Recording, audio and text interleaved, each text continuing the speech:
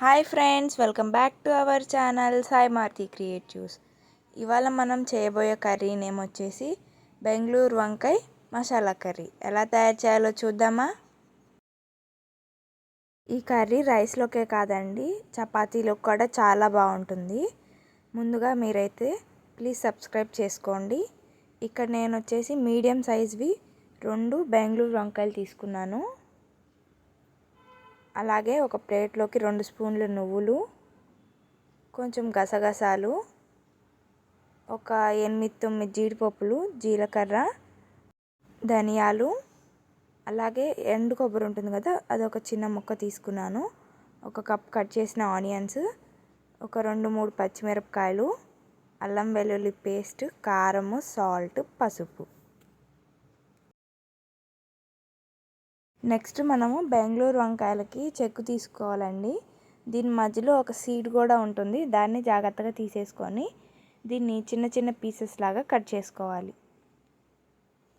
ఈ విధంగా కట్ చేసుకున్నాక ముందుగా తీసుకున్నాం కదా ప్లేట్లోకి, వాటన్నిటిని మనము కొంచెం వాటర్ యాడ్ చేసుకొని ఈ విధంగా మెత్తటి పేస్ట్ లాగా మిక్సీ వేసుకోవాలి. ఇప్పుడు దీన్ని పక్కకి తీసుకోండి.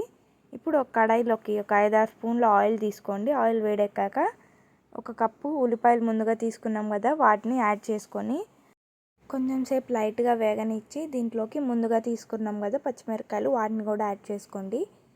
ఇది కూడా లైట్గా వేగాక దీంట్లోకి 1.5 స్పూన్ అల్లం వెల్లుల్లి పేస్ట్ని యాడ్ చేసుకోండి.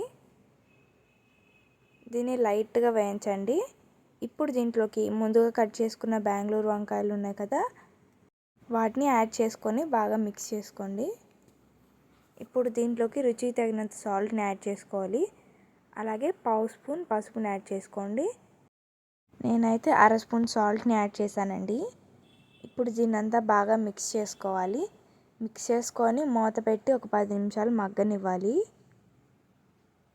10 నిమిషాలు మగ్గాక ముక్క ఉడికిందో లేదో ఈ విధంగా ఒత్తి చూస్తే మనకు తెలుస్తుందండి. అది మెత్తగా తునగాలి, తునక్కపోతే అది ఉడకనట్టు. అప్పుడు మూత పెట్టి ఇంకొక 10 నిమిషాలు మనం మగ్గించుకోవాలి. ఇప్పుడు దీంట్లోకి 1 స్పూన్ కారాన్ని యాడ్ చేసుకుంటున్నానండి. దీనంతా బాగా మిక్స్ చేసి కారం పచ్చి వాసన పోయేదాకా వెయిట్ చేయాలి. ఆ తర్వాత మనం ముందుగా మిక్సీ వేసుకున్న పేస్ట్ ఉంది కదా, దాన్ని యాడ్ చేసుకొని ఒక గ్లాస్ వాటర్ని యాడ్ చేసుకోండి. నేను వచ్చేసి అదే గిన్నెని కడిగి నీళ్ళు పోసానండి, మళ్ళీ పాలు పోసాను అనుకోమాకండి. ఇప్పుడు దాన్ని కలిపి మూత పెట్టి ఒక 5 నిమిషాలు ఇలాగ వదిలేయాలి. ఇంకా 5 నిమిషాల తర్వాత గుమ్మగుమ్మలాడే బెంగళూరు వంకాయ కర్రీ రెడీ అయినట్టండి. లాస్ట్లో చివరిలో కూరని పొయ్యి మీద నుంచి తీసేసే ముందు మనం దీని మీద కొత్తిమీరని జల్లుకోవాలి. దీనంతా ఒకసారి బాగా మిక్స్ చేసుకోండి. ఇంతేనండి, ఎంతో టేస్టీగా ఉండే బెంగళూరు వంకాయ కర్రీ రెడీ అయిపోయింది. మీకు కనుక మా వీడియో నచ్చినట్టయితే లైక్ చేయండి, షేర్ చేయండి, సబ్స్క్రైబ్ చేయండి. చాలామంది వీడియో చూసి లైక్ కొట్టట్లేదండి. లైక్ కొట్టి మీరు ట్రై చేసి మీకు ఎలా వచ్చిందో కామెంట్ కూడా చేయండి. అలాగే నేను దీని మీద చివర్లో స్ప్రింగ్ ఆనియన్స్ని యాడ్ చేశాను. Thanks for watching.